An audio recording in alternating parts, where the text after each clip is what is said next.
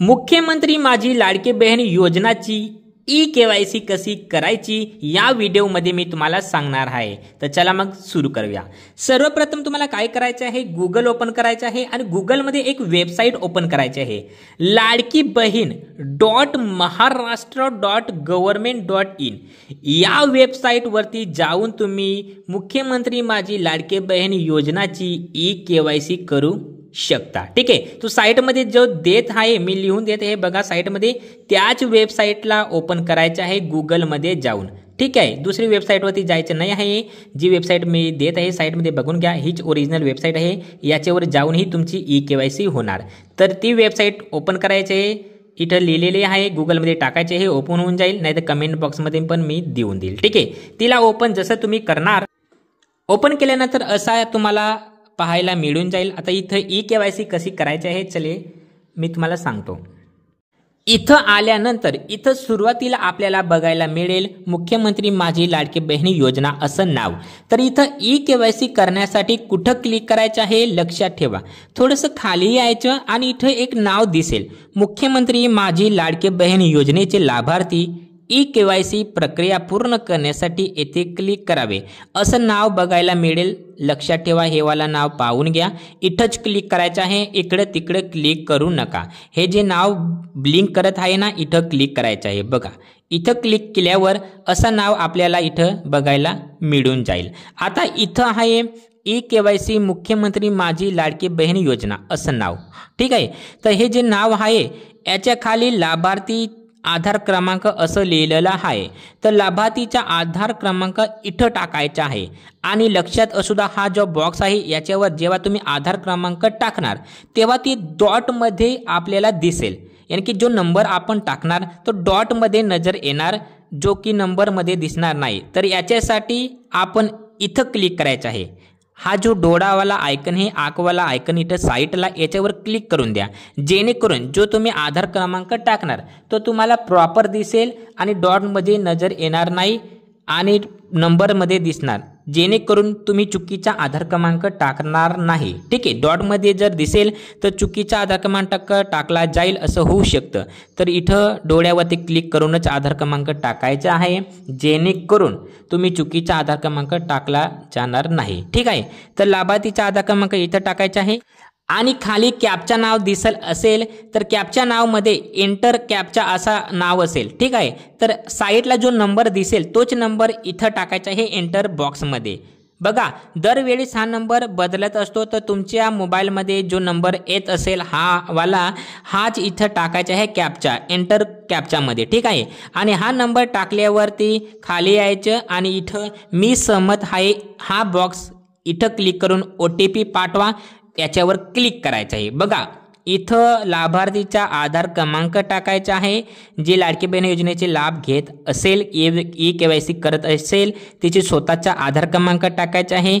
Enter captcha इथं जो box आहे, हा जो नंबर इथं येत असेल तुमच्याकडे, जो नंबर येत असेल तोच नंबर इथं टाकायचा आहे आणि खाली आल्यावर मी सहमती आहे इथं क्लिक करा, OTP पाठवा असं टाकायचं आहे आणि नंतर OTP पाठवा याच्यावर क्लिक करायचं आहे। वरती आधार क्रमांक टाकून द्यायचा आहे, इथं कॅप्चामध्ये जे नंबर येईल तो टाकून द्यायचा आहे आणि मी सहमत आहे याच्यावर क्लिक करायचं आहे आणि खाली OTP पाठवावर क्लिक करायचं आहे।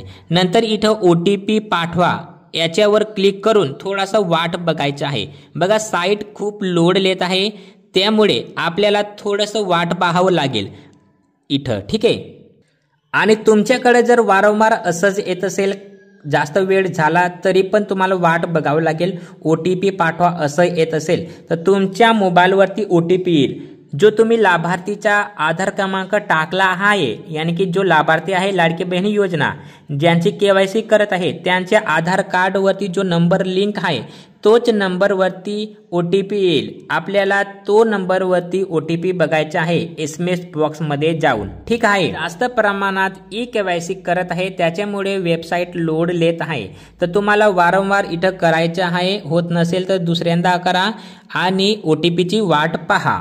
थोडा टाइम वाट पाहिल्यानंतर तुमच्याकडं असं येईल, ई-केवायसी मुख्यमंत्री माझी लाडकी बहीण योजना OTP टाका आता जो आधार क्रमांकावरती मोबाईल नंबर टाकलेला आहे तुम्ही, तो नंबरवरती तुम्हाला OTP येईल, तर तो OTP इथं टाकायचा आहे.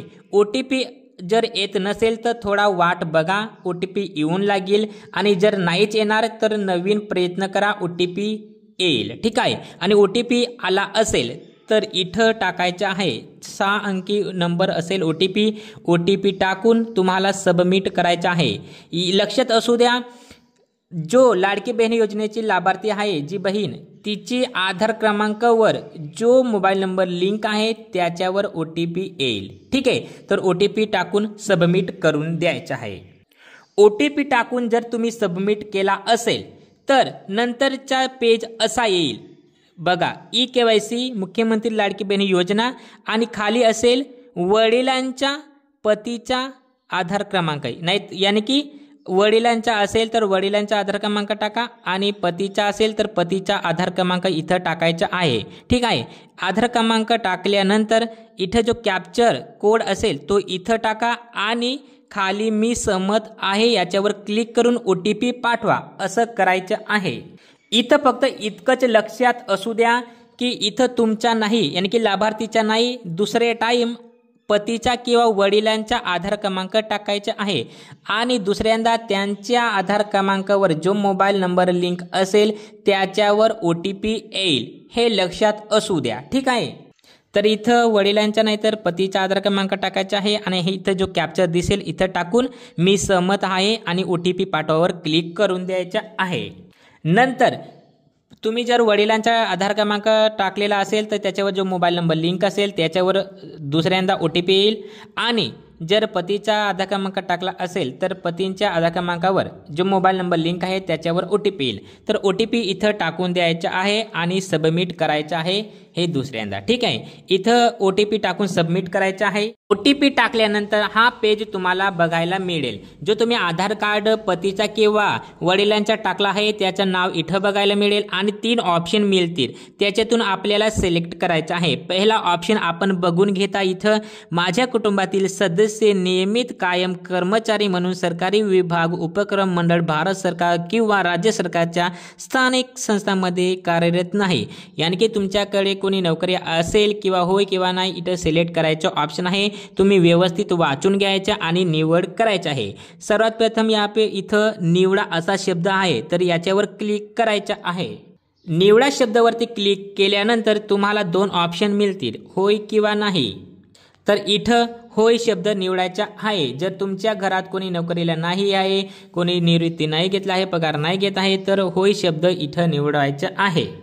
होय शब्द इथं निवडून वरती तुम्हाला जात प्रवर्ग बघायला मिळेल इथं. ठीक आहे. तर याच्यावर क्लिक करा. इथं निवडा शब्द येईल. तुमची जी पण जात असेल, जसं अनुसूचित जाती, अनुसूचित जमाती, इतर मागास वर्ग, अ, ब, क, ड, सर्वसामान्य जो पण आहे तो निवडून घ्यायचा आहे. इथं हे 2 ऑप्शन इथं होय करून इथं जात सिलेक्ट करून इथं 2 नंबरचा जो ऑप्शन आहे, माझ्या कुटुंबातील केवळ एक विवाहित व एक अविवाहित महिला योजनेचे लाभ घेत आहे, इथं ओके करायचं आहे और होय करायचं आहे.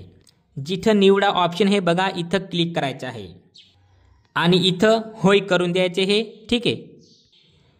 इथं पण होय झाल्यावर इथं होय झाला, इथं होय झाला. अनुसूचित जो पण तुमचा प्रवर्ग आहे हो सिलेक्ट करून इथे एक बॉक्स नजर येईल कोपऱ्यामध्ये, तिथे टिकमार्क करायचं आहे. ठीक आहे. टिकमार्क करून आपल्याला सबमिट करा असं करायचं आहे. सबमिट करा याच्यावर क्लिक करून थोडं थांबायचं आहे. थांबल्यावर तुमच्याकडं असा मेसेज येऊन लागेल बघा, सक्सेसफुली तुमची KYC पडताळणी यशस्वीरित्या पूर्ण झाली आहे. समजून घ्या, तुमची KYC झाली आहे. हे जे मी सांगितले हे तसं करून बघा आणि तुम्ही वाचत जा. जे पण आहे होय नाही ते तुम्ही सिलेक्ट करताना वाचून घ्या एकदा आणि नंतर होय किंवा नाही असं सबमिट करा. ठीक आहे. सर्व व्यवस्थितरित्या करून घ्या. तुमची KYC आरामात होईल. अगर होत नसेल तर थोडा वाट पहा, कारण की खूप लोड आहे वेबसाईटवरती. ट्राय अगेन, ट्रॅफिक असं ऑप्शन येत असेल तर तुम्ही बघून घ्या आणि असं KYC करून घ्या. ठीक आहे.